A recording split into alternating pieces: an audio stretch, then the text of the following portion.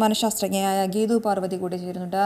ഗീതു പാർവതി, നമുക്കറിയാം പരീക്ഷാ കാലത്ത് കുട്ടികളിൽ ഉണ്ടാകുന്ന ഒരു ആകാംക്ഷ അല്ലെങ്കിൽ പേടി, അതൊക്കെ വലിയ രീതിയിലുള്ള പ്രശ്നങ്ങളാകാറുണ്ട്. ഇപ്പോഴത്തെ ഒരു വിദ്യാർത്ഥിയുടെ ജീവൻ എടുക്കുന്ന രീതിയിലേക്കും കാര്യങ്ങൾ എത്തിയിരിക്കുന്നു. ഈ പരീക്ഷാ കാലത്ത് നമ്മുടെ കുട്ടികളുടെ പേടി ഇല്ലാണ്ടാക്കാൻ നമുക്ക് എന്തൊക്കെ കാര്യങ്ങളാകും ചെയ്യാനാവുക? പരീക്ഷാ പേടി എന്നുള്ളതല്ല ഇവിടെ സംഭവിച്ചിരിക്കുന്നത്. ഇപ്പൊ പരീക്ഷാ പേടി നമ്മൾ ഒഴിവാക്കാനായിട്ട് ഒരുപാട് തരത്തിലുള്ള ട്രെയിനിങ്ങുകൾ ഓൾറെഡി കുട്ടികൾക്ക് നമ്മൾ കൊടുക്കുന്നുണ്ട്. ഇപ്പം റിവിഷൻ സ്ട്രാറ്റജീസ് ആയാലും ആദ്യമേ തൊട്ടുള്ള കൗൺസിലിംഗ്സ് ആയാലും അങ്ങനത്തെ കാര്യങ്ങളൊക്കെ നമ്മൾ പറയുന്നുണ്ട്. ഇപ്പൊ ഈ ഒരു പർട്ടിക്കുലർ കേസിൽ അതല്ല, പരീക്ഷാ പേടി ഒരു പരിധി വിട്ട് പോകുന്നു എന്നൊരു കാര്യമാണ് ഇവിടെ സംഭവിച്ചിരിക്കുന്നത്. അപ്പൊ ഇവിടെ ഞാൻ കുറച്ചുകൂടെ അധ്യാപകരുടെയും രക്ഷിതാക്കളുടെയും കൂട്ടുകാരുടെയും ഒക്കെ ശ്രദ്ധ വേണം എന്ന നിലയിലുള്ള ഒരു കേസാണ് ഇപ്പോൾ സംഭവിച്ചിരിക്കുന്നത്. അതായത് കുട്ടികൾക്ക് പേടി അല്ലെങ്കിൽ ഒരു സമ്മർദ്ദം എക്സാം സമയത്ത് ഉണ്ടാവുക എന്ന് പറയുന്നത് സ്വാഭാവികമായിട്ടുള്ളൊരു കാര്യമാണ്. അതെല്ലാവർക്കും ഉണ്ടാവുകയും ചെയ്യും. അത് ഒരു പരിധി വരെ അവരെ പഠിക്കാനായിട്ട് സഹായിക്കുകയും ചെയ്യുന്ന ഒരു കാര്യമാണ്. അതൊരു നോർമലായിട്ടുള്ളൊരു ഫിനോമിനനാണ്.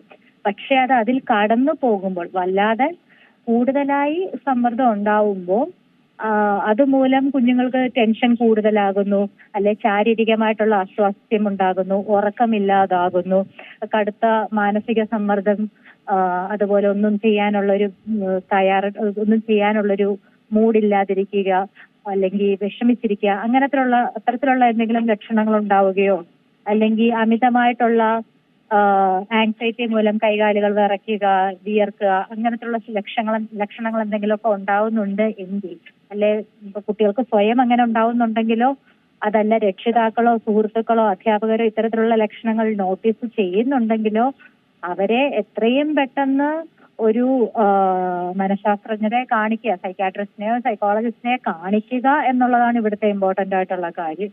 കാരണം ആത്മഹത്യ പോലെ ഉള്ളൊരു കാര്യം എന്ന് പറയുന്നത് വളരെ സീരിയസ് ആയിട്ടുള്ളൊരു കാര്യമാണ്. അപ്പം അത്തരത്തിലുള്ള ലക്ഷണങ്ങളാണ്, അത്തരത്തിലുള്ള കടുത്ത മാനസിക സമ്മർദ്ദമുള്ള കുട്ടികൾ ഇത്തരത്തിലുള്ള ഒരു കടുത്ത തീരുമാനം എടുക്കാൻ റിസ്ക് ഉണ്ട്. അപ്പൊ അവർക്ക് കൃത്യസമയത്ത് ഒരു എക്സ്പേർട്ട് ആയിട്ടുള്ള ഹെൽപ്പ് എത്തിക്കുക എന്നുള്ളതാണ് ഇക്കാര്യം കൊണ്ട് നമ്മളെപ്പോഴും ശ്രദ്ധിക്കേണ്ടത്. അപ്പം സാധാരണ സമ്മർദ്ദവും കടുത്ത മാനസിക സമ്മർദ്ദവും രണ്ടാണ് എന്ന് നമ്മളിവിടെ മനസ്സിലാക്കേണ്ട ഒരു സാഹചര്യം ഉണ്ട്. ഈ പരീക്ഷാ പേടി അങ്ങനെയുള്ള കുട്ടികൾ, അത് ഈ രക്ഷിതാക്കളും അധ്യാപകരും കുറച്ചുകൂടി ഒന്ന് ഈ പരീക്ഷാ കാലമാകുമ്പോൾ എന്തൊക്കെ രീതിയിൽ അവരെ തയ്യാറെടുപ്പിനായി എത്തിക്കാം, അതോടൊപ്പം തന്നെ എന്തൊക്കെ കാര്യങ്ങളാകും രക്ഷിതാക്കളും അധ്യാപകരും ഒക്കെ ശ്രദ്ധ നൽകേണ്ടത്?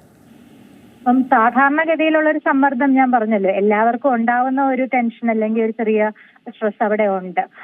അപ്പോൾ ആ ഒരു കാര്യത്തിന് നമ്മൾ സാധാരണ കുട്ടികളോട് പറയാറുള്ള കുറച്ച് കാര്യങ്ങളുണ്ട്. അതായത് നിങ്ങൾ കൃത്യമായിട്ടൊരു പ്ലാനിങ്ങോടുകൂടി മുഖീകരിക്കുക, ഒരു റിവിഷൻ പ്ലാനിങ് ഉണ്ടാക്കുക, അതിനനുസരിച്ച് നിങ്ങൾ പഠിക്കുക. അതുപോലെ ഈ കൃത്യമായിട്ടുള്ള ഇടവേളകൾ എടുക്കുക.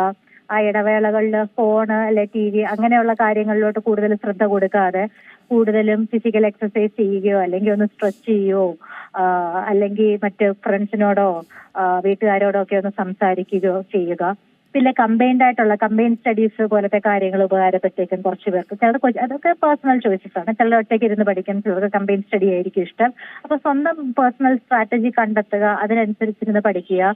പാരന്റ്സ് ആണെങ്കിലും കുട്ടികളെ കൂടുതൽ എക്സാം എന്ന് പറഞ്ഞു കഴിഞ്ഞാൽ നിങ്ങൾക്ക് ഏറ്റവും കൂടുതൽ മാർക്ക് വാങ്ങുക അങ്ങനെയുള്ളൊരു ഇതായിട്ട് കാണാതെ, പാരന്റ്സ് ആയാലും അധ്യാപകരായാലും അങ്ങനെ കാണാതെ അവരെ അവരുടെ ബെസ്റ്റ് ആയിട്ടുള്ളൊരു പെർഫോമൻസ് കൊടുക്കുക എന്നുള്ള രീതിയിൽ മോട്ടിവേറ്റ് ചെയ്യുക എന്നൊക്കെ നമ്മൾ പറയാറുണ്ട്.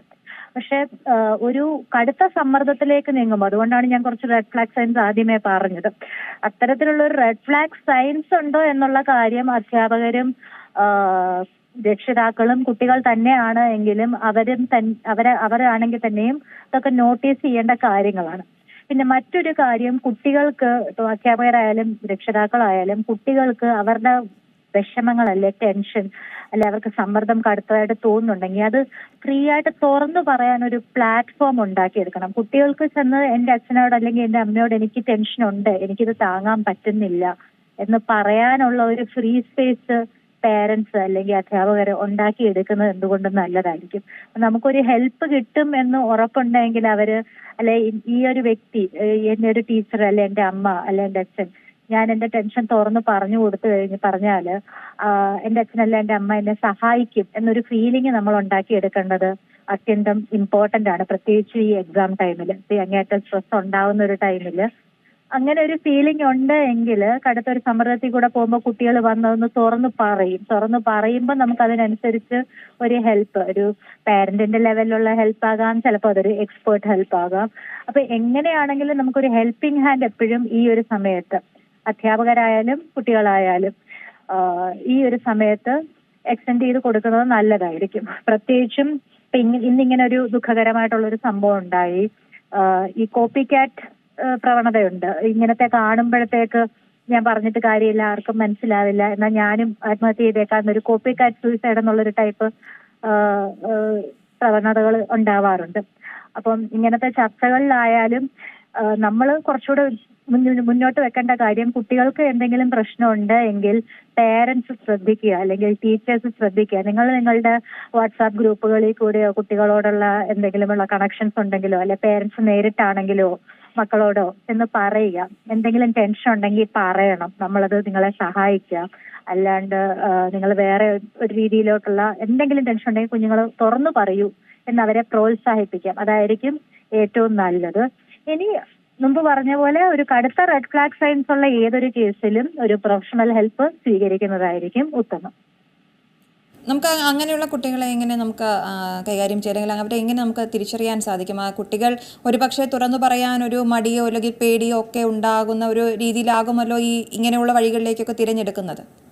തീർച്ചയായിട്ടും. ഇപ്പം അതിനകത്ത് കുറച്ച് ശ്രദ്ധിക്കേണ്ട ചില ലക്ഷണങ്ങളുണ്ട്. ഇപ്പോ എക്സാമിന് തയ്യാറെടുക്കുന്ന ഒരു കുട്ടി അവരുടെ ഒരു മുൻപത്തെ അവരുടെ ഒരു പെരുമാറ്റ രീതിയുമായിട്ട് കമ്പയർ ചെയ്യുമ്പം ആരോടും സംസാരിക്കാതിരിക്കുന്നു, കൂടുതലായിട്ട് ഉൾവലിയുന്നു, അല്ലെങ്കിൽ അത്യന്തം സമ്മർദ്ദത്തിൽ, അതായത് ടെൻഷനോ വെപ്രാളമോ അല്ലെങ്കിൽ ദുഃഖിതരായിട്ടോ കാണപ്പെടുന്നു, അവര് പഴയ പോലെ ആൾക്കാരുമായിട്ട് ഇടപെടുന്നില്ല, അങ്ങനെയുണ്ട്.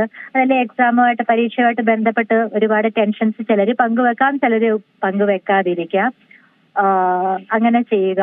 അല്ലെങ്കിൽ നിരന്തരമായിട്ട് എന്നെ കൊണ്ടൊന്നിനും കൊള്ളില്ല, എന്നെ കൊണ്ടൊന്നും പഠിച്ചാൽ ശരിയാവില്ല, അത്തരത്തിലുള്ള നെഗറ്റീവായിട്ടുള്ള കമന്റ്സ്, ഞാനൊന്നിനും കൊള്ളാത്തവനാണ് അല്ലെ കൊള്ളാത്തവളാണ്, അങ്ങനത്തെ സംസാരങ്ങൾ ഉണ്ടാവുക.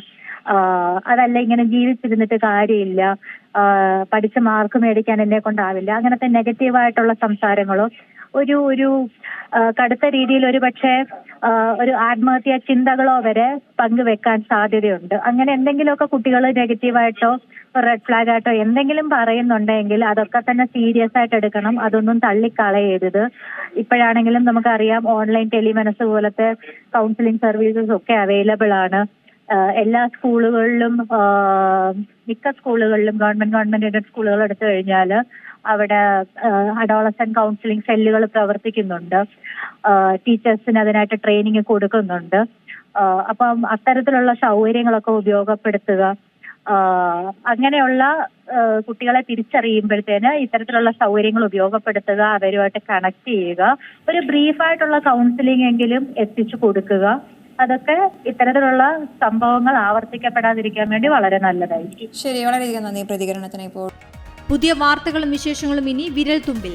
എല്ലാ ഡിജിറ്റൽ പ്ലാറ്റ്ഫോമുകളിലും ഇപ്പോൾ സീ മലയാളം ന്യൂസ് ലഭ്യം.